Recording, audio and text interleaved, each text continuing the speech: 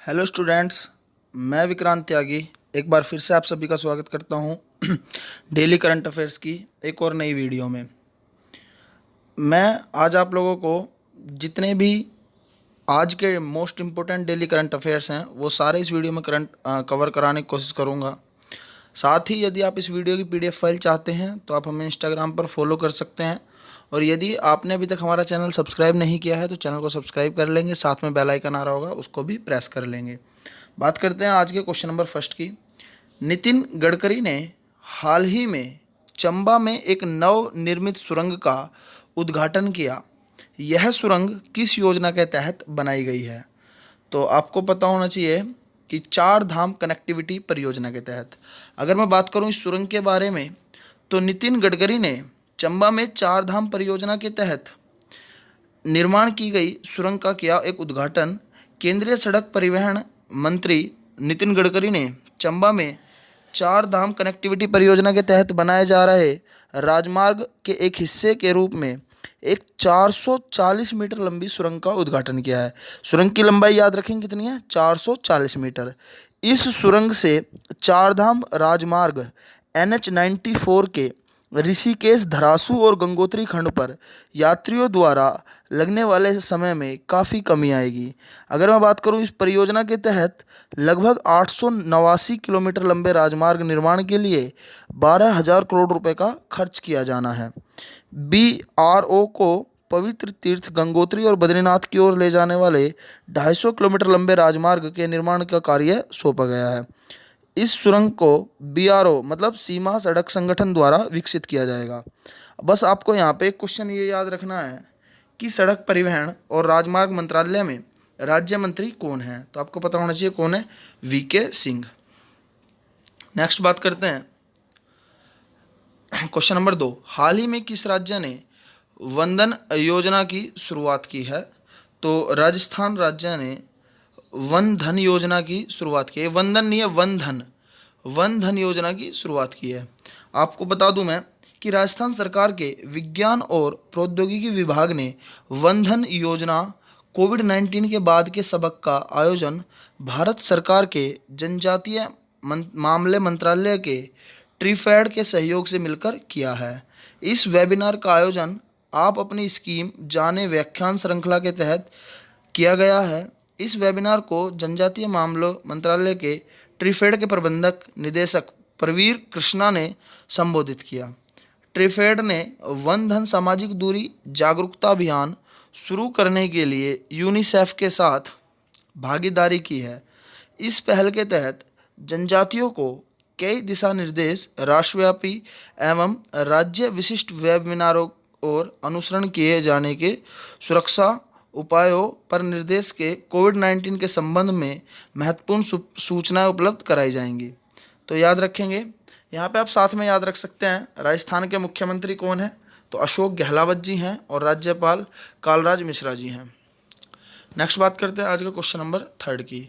हाल ही में नई दिल्ली में शुरू हुआ सेना कमांडरों का सम्मेलन। तो ये आपको पता होना चाहिए, नई दिल्ली में सेना कमांडरों का सम्मेलन शुरू हो गया है और यह सम्मेलन का पहला चरण है जो 27 से 29 मई तक आयोजित किया जाएगा। यह सम्मेलन एक शीर्ष स्तर पर आयोजित होगा जिसे साल में 2 बार आयोजित किया जाता है, जिसे पहले अप्रैल 2020 में आयोजित किया जाना था, लेकिन कोविड-19 महामारी के कारण इसे स्थगित कर दिया गया था। हालांकि अब इसे 2 चरणों में आयोजित करने की योजना है और इसका दूसरा चरण जून 2020 के अंतिम सप्ताह में आयोजित किया जाएगा। सितंबर में आयोजित होने वाले, नेक्स्ट क्वेश्चन है क्वेश्चन नंबर 4। सितंबर में आयोजित होने वाले हुनर हॉट मेले की थीम क्या है? तो इस मेले की थीम है लोकल टू ग्लोबल। इसके बारे में अगर मैं बात करूं तो इसके बारे में आप देख लेंगे कि अल्पसंख्यक कार्य मंत्रालय का प्रमुख कार्यक्रम हुनर हॉट सितंबर 2020 से लोकल से ग्लोबल थीम के साथ आयोजित किया जाएगा और यह मंच देश के विभिन्न हिस्सों के दस्तकारों और शिल्पकारों के लिए अपनी कला और शिल्प का प्रदर्शन करने का एक महत्वपूर्ण मंच बन गया है। इस मंच ने पिछले 5 वर्षों में 5 लाख से ज़्यादा, पिछले 5 वर्षों में 5 लाख से ज़्यादा भारतीय दस्तकारों, शिल्पकारों, पाकशाला संबंधी और उनसे जुड़े अन्य लोगों को रोजगार के अवसर प्रदान किए हैं। यहाँ तक किसी को कोई समस्या नहीं होनी चाहिए।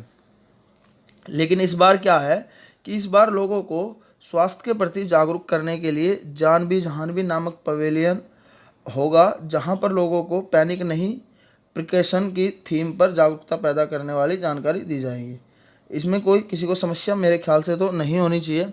यहाँ पे आप एक चीज़ और याद रख सकते हैं कि आपको पता होना चाहिए कि ये जो सितंबर में जिसकी हम बात कर रहे हैं हुनर हाट की, तो ये सितंबर, हम ये मान रहे हैं कि सितंबर तक लॉकडाउन ख़त्म हो जाएगा। समझ रहे हैं चीज़ें, मतलब लॉकडाउन ख़त्म होने के बाद ये चीज़ें स्टार्ट होंगी। नेक्स्ट क्वेश्चन की बात करते हैं, आज का क्वेश्चन नंबर 5। हाल ही में LIC ने वरिष्ठ नागरिकों के सामाजिक सुरक्षा प्रदान करने के लिए कौन सी योजना शुरू की है? तो प्रधानमंत्री वय वंदना योजना। आपको पता है भारतीय जीवन बीमा निगम के भारतीय जीवन बीमा निगम ने वरिष्ठ नागरिकों के लिए सामाजिक सुरक्षा प्रदान करने के लिए प्रधानमंत्री वय वंदना योजना को शुरू करने का ऐलान किया है। यह योजना 26 मई से शुरू होकर 31 मार्च 2023 तक यानी 3 वित्तीय वर्षों के लिए होगी। LIC, अगर मैं बात करूं, LIC इस योजना को पूरा करने के लिए इसे अकेले चलाने के लिए अधिकृत है, जो केंद्र द्वारा अनुदानित गैर लिंक्ड गैर भागीदारी पेंशन योजना के रूप में काम करेगी। यहाँ तक किसी को कोई समस्या हो तो बता सकते हो आप। और अगर आपको ये वीडियो पसंद आ रही हो तो वीडियो को लाइक करो, शेयर करो, कमेंट्स करो और चैनल ज़रूर सब्सक्राइब कर लो। अगर मैं इसके बारे में और बताऊं, इस पॉलिसी की अवधि 10 वर्ष की होगी, जो 31 मार्च 2021 तक पहले वित्तीय वर्ष के दौरान बेचे जाने वाले पॉलिसीज़ के लिए 1 वर्ष से देय मासिक के अनुसार 10 वर्षों की पूरी अवधि के लिए 7.40% दर लगभग 7.66% प्रति वर्ष से सुनिश्चित रिटर्न प्रदान करेगी। ठीक है, यहाँ पे आप याद रख सकते हो LIC का मुख्यालय कहाँ स्थित है, तो महाराष्ट्र मुंबई में है और इसके अध्यक्ष MR कुमार हैं। और LIC की स्थापना कब हुई थी, तो LIC की स्थापना याद रखेंगे, मोस्ट इंपॉर्टेंट क्वेश्चन है। LIC की स्थापना 1 सितंबर 1956 को हुई थी। LIC की स्थापना कब हुई थी? 1 सितंबर 1956 को हुई थी। उम्मीद है यहाँ तक किसी को कोई समस्या नहीं रही होगी। नेक्स्ट बात करते हैं आज के नेक्स्ट क्वेश्चन की। मेजर सुमन गवानी को किया जाएगा UN military gender advocate of the year award से सम्मानित। मोस्ट इंपॉर्टेंट क्वेश्चन है। UN military gender advocate of the year 2019 भारतीय सेना की अधिकारी मेजर सुमन गवानी को वर्ष 2019 के UN military gender advocate of the year award से सम्मानित किया जाएगा। यह पहला मौका होगा जब किसी भारतीय शांति दूत को इस पुरस्कार से सम्मानित किया जाएगा। मेजर सुमन को संयुक्त राष्ट्र मिशन के तहत दक्षिणी सूडान में तैनात किया गया था। हाल ही में उन्होंने अपना मिशन पूरा किया। गवानी 2011 में भारतीय सेना में शामिल हुए, जहां उन्होंने ऑफिसर्स ट्रेनिंग अकादमी में स्नातक किया और फिर आर्मी सिग्नल कोर्स में शामिल हुई। नेक्स्ट बात करते हैं, वह उत्तराखंड में टिहरी गढ़वाल के प्रोपर गांव की रहने वाली हैं। मेजर सुमन गवानी के साथ ब्राज़ील के सैन्य अधिकारी कमांडर कार्ला मोंटेडोरो डी कास्त्रो अरूजो को यह पुरस्कार 29 मई को संयुक्त राष्ट्र अंतर्राष्ट्रीय शांति सैनिक दिवस के अवसर पर संयुक्त राष्ट्र महासचिव गुटरेक्स की अध्यक्षता में एक वेब समारोह के दौरान प्रदान किया जाएगा। इन दोनों महिलाओं सैन्य शांति दूतों को संयुक्त राष्ट्र प्रमुख एंटोनियो गुटेरेस द्वारा पावरफुल सेल मॉडल के रूप में वर्णित किया गया था। मेजर सुमन गवानी इस पुरस्कार को जीतने वाली पहली भारतीय शांति दूत होंगी।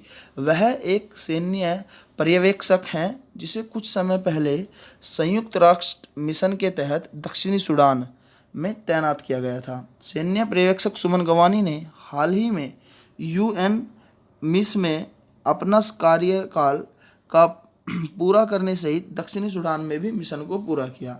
संयुक्त राष्ट्र सैन्य लिंग अधिवक्ता पुरस्कार के बारे में अगर मैं बात करूं, तो यह पुरस्कार पहली बार वर्ष 2016 में दिया गया था, जिसके लिए 2015 में विजेताओं के चयन की प्रक्रिया शुरू हुई थी।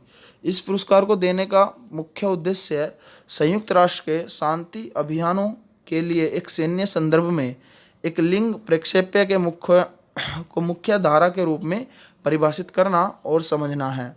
साथ ही इसका लक्ष्य महिलाओं के संयुक्त राष्ट्र सिद्धांतों को बढ़ावा देने के लिए व्यक्तिगत सैन्य शांति सैनिकों के समर्पण और प्रयासों को सम्मानित करना है।